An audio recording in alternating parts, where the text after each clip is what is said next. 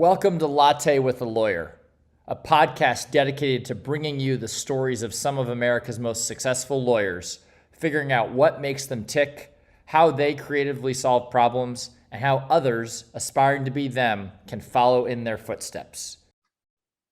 Okay, folks, welcome to another episode of Latte with a Lawyer. I'm your host, Jonathan Brickman, and this afternoon we have with us, I hope I pronounced it right, Peter Casciano.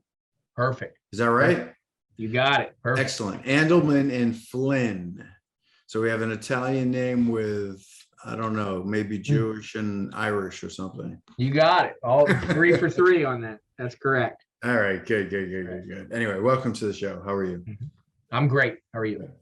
So, I'm sorry, I'm stuttering a little bit because I haven't had a coffee for a couple hours, but I was going to ask you to keep with the theme. What's your beverage of choice for the morning to get yourself started? Yeah, I mean, it sounds kind of cliche, but I'm definitely just regular hot black coffee. I mean, we are in the middle right now of a unbelievable heat wave where I am in the DC area. And I'm still sticking with it, the straight black hot coffee. If I'm living a little, I'll get like a caramel macchiato, but that's more of like a dessert and not an everyday kind of deal.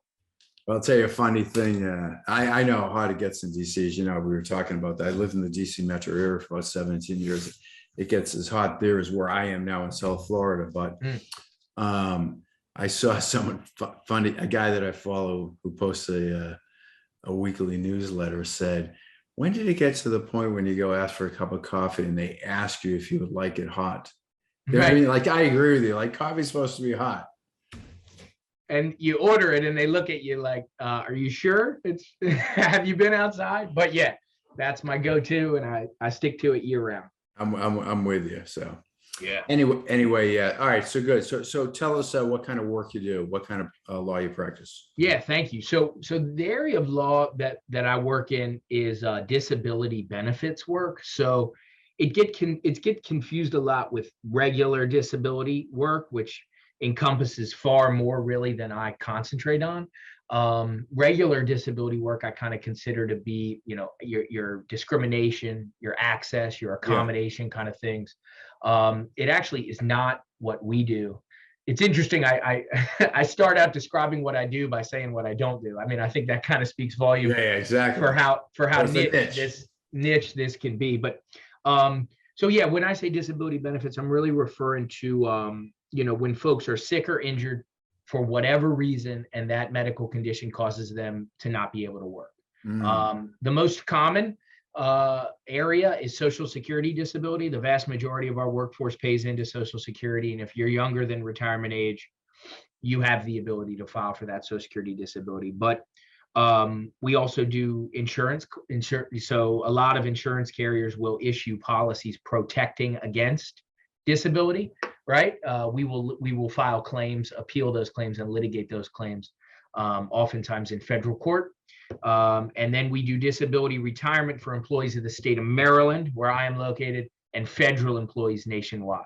So because we're able to work for federal employees nationwide, it's an added wrinkle to my job in that, we really do try to have a nationwide presence and work with folks and be accustomed to working with folks and kind of think about working with folks in a way where, they're not local to us. It presents some challenges, but it also makes it exciting.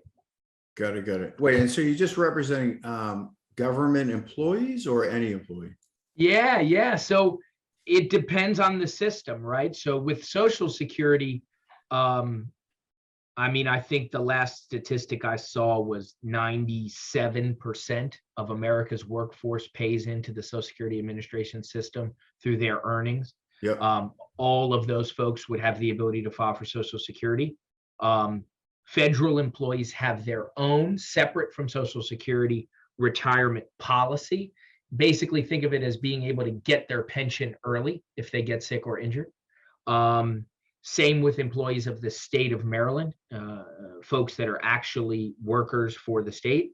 And then the insurance policies are across the board, right? I mean, You could buy your own disability policy. A lot of physicians do that. Yeah. Think of any job where you got a physical piece to it. Surgeons, anesthesiologists who have to, intubate. That's a tricky thing. And if you were to break your wrist or worse, you could not be able to work. Right. And so a lot of those folks go into the marketplace on their own and buy those insurance policies. Long-term disability, those kind of things. Bingo. But you're representing consumers, right? People. I mean, not companies. You're on the right. I probably should have led with that. I apologize. Yeah, I'm a plaintiff's lawyer. You're a plaintiff's lawyer. And I am always going to be arguing with, quote unquote, the man, right? I mean, whether that man is the government, whether that man is an insurance company, that's really who I take the fight. Okay. So you are a plaintiff's attorney. That's what I was getting at. Okay. So you're that. So you're helping them make sure that they secure what they have coming to them. Yes, sir. Okay. Got it. So you litigate. You litigate these cases? Man, I don't want to offend any true litigators out there. I mean, yes, I'm in court. When I get to court, I am typically litigating in a watered down way is the best way to really explain it. On the long-term disability cases, by and large, I am not in a trial the way you think of a trial, like watching a movie where we do depositions. It's more technical, administrative kind of stuff. It's more technical. They're oftentimes resolved on something called motions for summary judgment or trials on the papers, which essentially means the attorneys will file written argument to the judge. The judge will read that argument in private. They will let us know if they want oral argument, and then oftentimes they'll make a decision that way. Bench trial. So there are no jury trials. Not even really a bench trial. A bench trial is really a trial with taking evidence where there's just not a jury. I'm even more watered down than that, which is very rarely is testimony ever even taken, to be honest with you. Okay. Got it. But you're still fighting on their behalf, but you're not doing it in. And there's really wonderful reasons for that, right? I mean, typically my clients have been out of work for years by the time we get to that point. Forcing them to pay a doctor, for instance, to go to court and testify for them, they would lose, right? It would be cost prohibitive. And so they've part of the reason they've done it that way is to in theory be helpful to the plaintiffs. Now, people argue for years about whether this actually works, but that's the theory anyway, in part, and that's to help us to do this in the most efficient and appropriate way. Got it.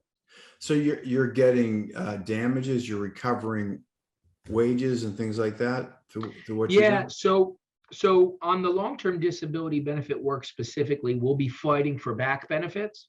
We will be fighting for interest on those back benefits. We'll be fighting for attorney's fees. What we can never win, and what my clients sometimes really are dismayed to learn, is I can never win future benefits because these policies are not payable on death. There really oftentimes is not a death benefit accompanying it. So if you were to pass away, it's morbid to think about, but if you were to pass away or your condition were to miraculously improve, the carrier can immediately cut you off. So the most I can ever do in terms of the future is to get you back into pay status with the insurance company. Something I haven't mentioned, but I should, the vast majority of these things are resolved through settling, right? The insurance company gives us one check, we take it, we give them the policy back and go about our business. Got it. Interesting. What else does the firm do besides what you're doing? Do you do other kind of work? Sure. It's interesting because I graduated from law school and I thought I wanted to be in a courtroom, a true litigator. And so I started at this firm, same place, doing family law work, which we continue to do today. So divorces, custody, child support. And I really was uncomfortable pretty much the entire time I was doing it. I felt like a kid, right? I mean, I had gone kindergarten through JD. And so I didn't really have the life experience I felt. Oh, you went right through school, no work experience? All the way. Wow, no kidding. I don't know if that, I don't know if that was the right way to do it, but nonetheless, that's the way I did it. I felt as though if I got out into the workforce, and I just probably wouldn't have gone back to school, but and so I felt like I lacked that life experience, to be honest with you, to weigh in on these super, super heavy, family disputes. And so we do family law work still. I was lucky enough to be, my firm provided me the flexibility to kind of dabble in some of the other areas that we were doing. And the disability benefit work became really, I mean, it sounds so corny, but like my life's work. I mean, I can't imagine doing anything else.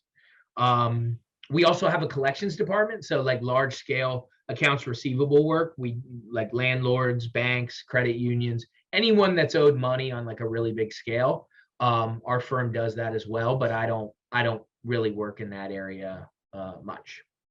I see. Okay. Yeah. Yeah. I was curious about that collection. There's an attorney in my neighborhood here that said that's what he does. I never really pressed him to ask him what that was. Collection. Yeah. I mean, it's technically contract work, right? Like it's technically for whatever reason, there's an amount of money that's due to a creditor on a pretty consistent basis. And when it becomes, two buddies get into a fight over a promissory note, that we don't really consider that collections. It's just kind of, civil thing. But if it's a run of the mill thing where you're constantly extending credit and getting paid back, you need to do that collections work. It's a little bit of a different animal. And so you got to hire an attorney that is familiar. There's federal laws, obviously, that regulate the collection of that money, including, not having your phone ring at 9:30 at night, right? All those laws apply to us as well, because we try to, collect the money without suing, obviously. Well, I thought that's what your like run of the mill collections person do. They call up and they just ping them forever until they pay them. Well, you got it. And I don't know if it's new or if it's the way of the world, but it's always how we've done it. That's what we work with, and that's what we run, is a collections firm, a collections agency that has the support of the attorneys at our firm to bolster them, make sure everything they're doing is of course compliant. But if push comes to shove, we can file the darn thing. I see. Interesting. Okay, good. Yeah.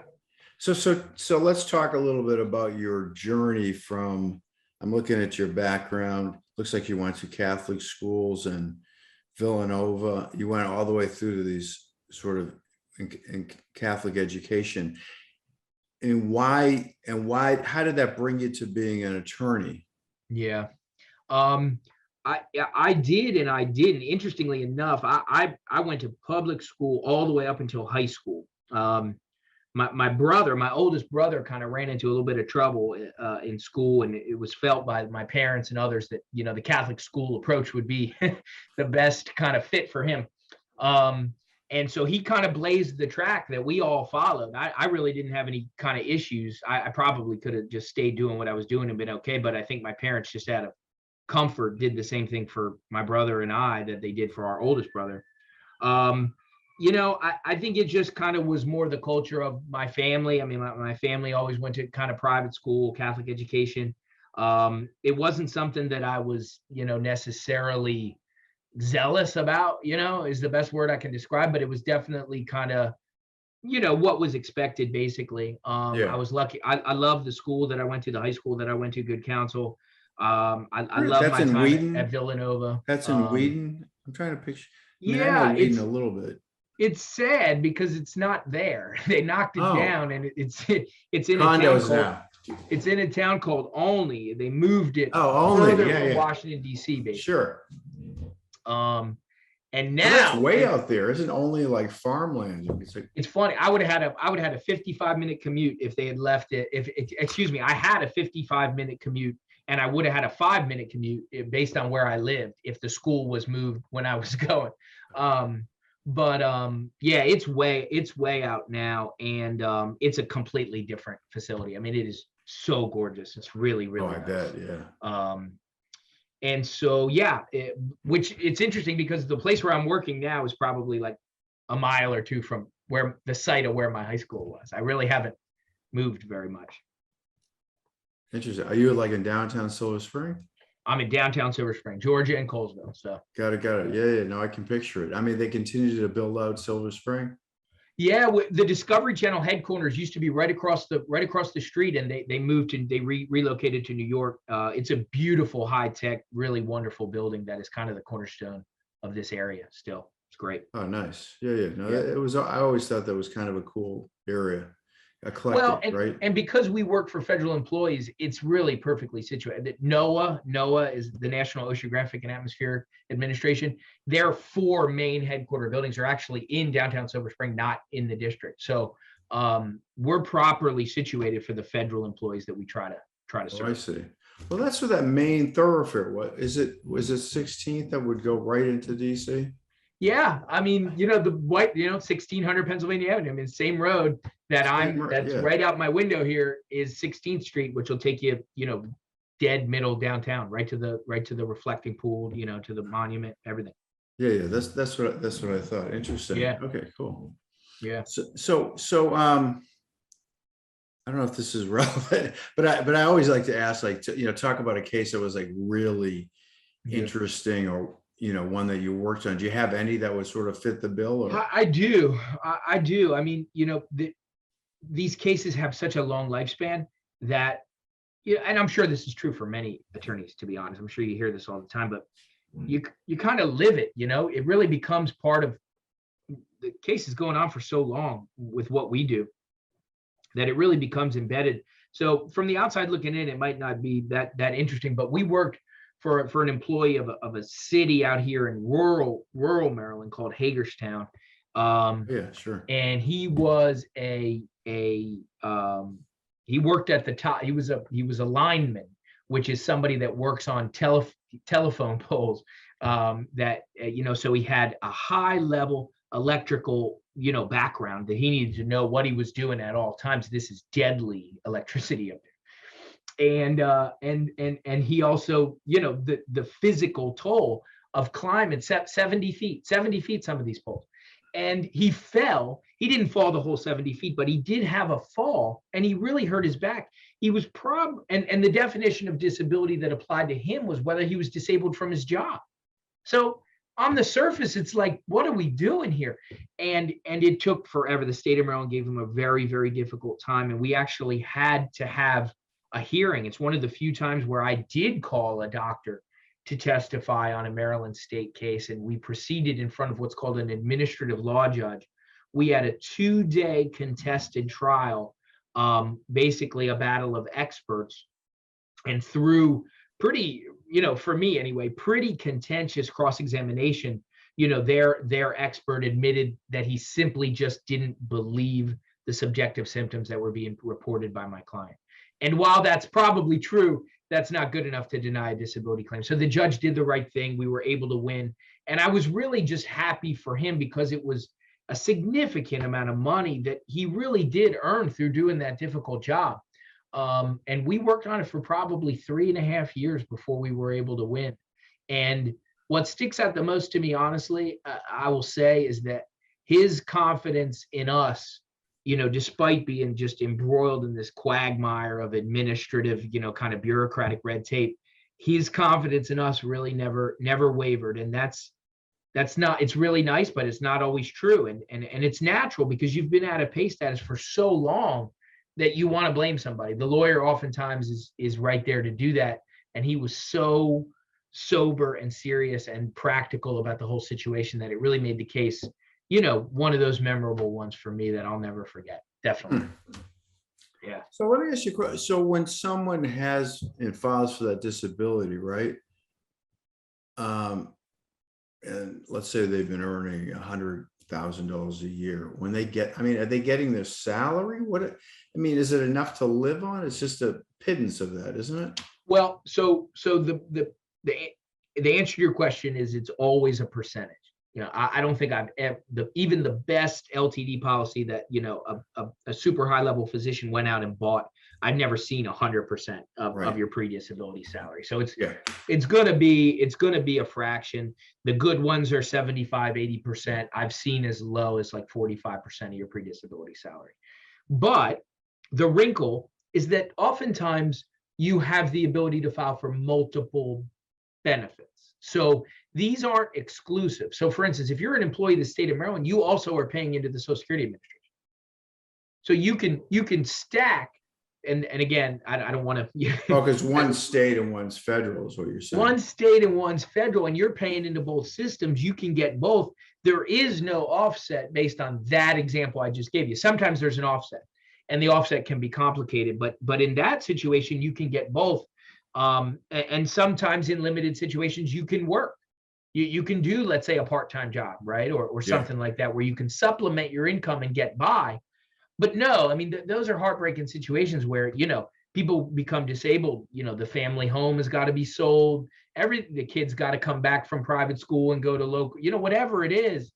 And it's heartbreaking to see, but it's the way of the world, unfortunately. Got it. Okay, got it. Yeah. Interesting. Yeah. So just to switch for half a second, looks like you're going to lose your governor there, Larry Hogan. What do you think about that? We are. He's term limited, so we knew it was coming. Yeah. I think he's done a good job. I mean, I don't necessarily agree with everything that he stands for, and certainly I don't even know about his political party, but I do think he's done a good job. I like the way he stood up for Maryland. I like the way he stood up to the White House when it was appropriate. We are in the middle. I think they just called it today for the Democratic nominee of a gentleman named Wes Moore. Maybe I am uninformed, and that's certainly possible, but that is a surprise to me on the Democrat side. So I am anxious to see how this is all going to shake out in the general election, but it's just for sure going to be a transition for Marylanders, because Hogan has been such a mainstay for us, obviously. Oh yeah. No, I know that. It's interesting how a lot of these, what are considered blue states, Maryland, Massachusetts, they have Republican governors and they function fine. They function fine. I think Hogan would tell you off the table, off the record, he's had to make a lot of concessions with that state legislature, and I know that they don't get along very much, and Hogan has sometimes had to veto things that the state legislature is really upset with him about. But in the end, I think maybe that push and pull can create a way where we're actually in a nice spot, rather than just everything so homogenous that, it's just no new ideas or no new thoughts. It's going to be a tricky situation for sure in the fall. It really will. That's the theory. And you're adjacent to like the most crazy environment on the planet right now. Well, I know. And I tell people all the time, it's like, growing up, I lived, like I said, I grew up in this county where I still practice. So I growing up in the shadow of DC, you kind of just learn to go with the punch, just kind of like there'll be a new administration, everything will be new in a little bit. So just hold on tight, hold your breath. It'll be over. But with this last one, holy, you know what? I mean, it really was definitely an interesting and scary time in some situations. And we're not done with it. Happy that's over. I hope it's over, but True. Right? True. So, all right, interesting. So wait, so how big is your law firm? How many lawyers you got? Yeah, we have 8 attorneys. Okay. And we're pretty evenly spaced. It's pretty much 4 and 4, the disability benefit side, and then the family and collections department side. Okay, interesting. And through COVID, we've been blessed, man. I mean, the areas that got quiet, in terms of fees and bringing in revenue and stuff, the other area picked them up. So we were, some people say, how did y'all pick this really odd mesh of law? And it's like, I'm not quite sure. I wasn't here when that decision was made, but we're blessed because we've covered enough sectors where we can kind of make it through anything, which is really cool. Oh, and even though you're a plaintiff attorney, you're not doing things on contingency, right? It's billable hours. I'm doing almost all contingent. Oh, you are doing on contingency. Yeah, I'm doing almost all the family laws hourly, and almost all my work is contingent. They haven't been in pay status for months or years. If I did hourly only, I wouldn't have any clients. So I gotta put my money where my mouth is, as they say, and only get paid if I win. So it's honestly why I love it. I think, I mean, even the cases I don't win, I really like the resolution of it. Like, I like somebody saying you won or you lost. I like that finality to it. And I like winning. So. Oh, interesting. So, I mean, are you then I mean, obviously you must be incentivized to maximize the benefit, right? We do a ton of work during the consultation phase. In my perspective, I really concentrate a lot before I take the case during the free consultation period on making sure it's a case I think I can win. The benefits are set. I mean, They're really set. So if you don't think you're going to win, conversely, what do you do? I've got, it's the worst part of my job because oftentimes I know I'm kind of putting them in a position where they're probably not going to be able to have a lawyer to help them. So you stretch and you try to stick to your guns because you've got to protect your firm, right? I mean, Sure. You can't work on every case. Yeah. But it's heartbreaking sometimes because you know that they're probably not going to be able to find somebody, but you have to, analyze, use your rubric and your guidelines for what cases to take and try to stick, no matter how, heartbreaking the situation may or may not be, you've got to stick to it because ultimately you're not going to do anybody any favors. You're still going to lose the case, and then you will have put all this work in and right. And but is there there's not like a analog to like a public defender for those people, are they? They have no representation? No. There's a national organization of Social Security claimants reps.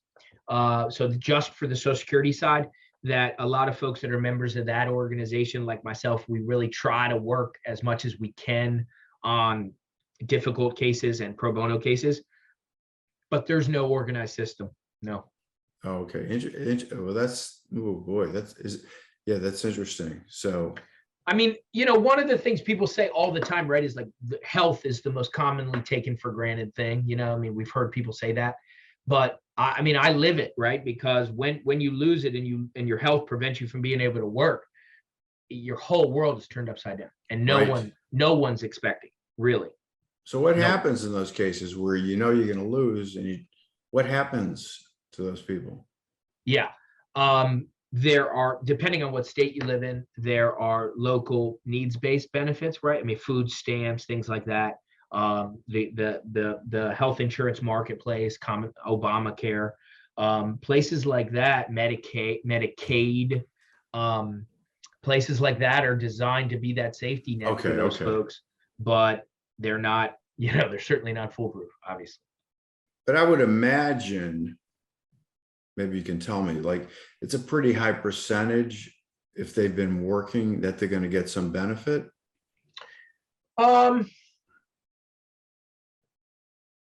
That's a good question. We know that Social Security benefits, we know that judges at hearing are approving anywhere from some of the, most difficult judges in the country are approving as low. I mean, I think I've seen personally as low as like 15%. And some are as high as 50, 60% of the cases that are in front of them. So, certainly not a majority of folks in the Social Security world. And I'm not the best person to answer the question because, once I do some analysis, I make sure it's a case I think I can win. And then obviously I'm pretty good. So I win them, so I'm not really seeing the insurance company is not publishing, for instance, how many long-term claims they've got and how many they denied. Believe me, they wouldn't want that known. And for federal employees, they don't, in Maryland state, they don't publish that information either. It depends on the facts is really the answer. Yeah. Okay, good. I was just curious anyway. Yeah. All right. Well, listen, good stuff. I'll tell you what, you educated me a lot about this. You're the first long-term benefits attorney I've spoken to. So thanks for the mini education. Yeah, no problem. No problem. Thanks for having me on. Yeah, no, it's good stuff. And if somebody wants to get in touch with you and learn more about your practice, what's the best way? Absolutely. Thank you. So our the name of the firm again is Andalman and Flynn. The website is www.andalmanflynn.com. My name is Peter Casciano. You can Google that. I don't think there are any other Peter Casciano attorneys doing disability benefits. But again, my telephone number, I'll put that out there for you as well, if that's okay, is 301 563-6685 and ask for Peter, and I'd be happy to help you with whatever questions you might have. Thank you. Good man. All right, well, good. Again, for everybody, this is Peter Casciano with Andalman and Flynn in Silver Spring, Maryland. And this is sponsored by EmotionTrac, and we are a legal tech platform that helps trial attorneys prepare for a battle with our platform that captures insights from nonverbal communication. And anyway, thanks again, Peter. It's really fun talking to you and learning about your practice. Absolutely. Thanks again. Cool.